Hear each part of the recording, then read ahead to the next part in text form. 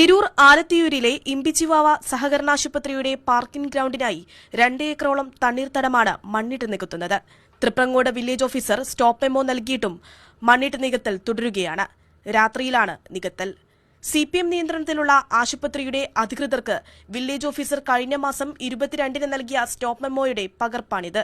പറമ്പുണ്ട്, പറഞ്ഞ നിലമല്ലാത്തതുണ്ട്, അതിന് അനുമതിയുടെ ആവശ്യമില്ല. പക്ഷെ കുറച്ച് പാടമുണ്ട്, അത് തന്നെ അനുമതി വേണം.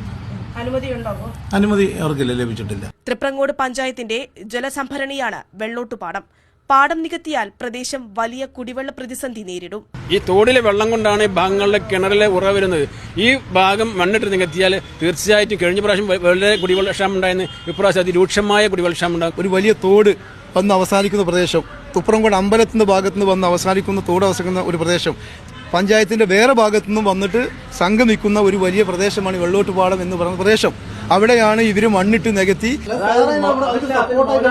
നിരവധി പരാതികൾ നൽകിയിട്ടും നടപടിയുണ്ടായില്ലെന്ന് നാട്ടുകാർ പറയുന്നു. യാതൊരുവിധ അനുമതിയുമില്ലാതെ എല്ലാ നിയമങ്ങളും കാറ്റിൽ പറത്തി ഏക്കർ കണക്കിന് തണ്ണീർത്തടങ്ങളാണ് ആശുപത്രി നിർമ്മാണത്തിനായി നികത്തുന്നത്. ക്യാമറമാൻ സുജി പട്ടാമ്പിക്കൊപ്പം ഷമീമ സലാം,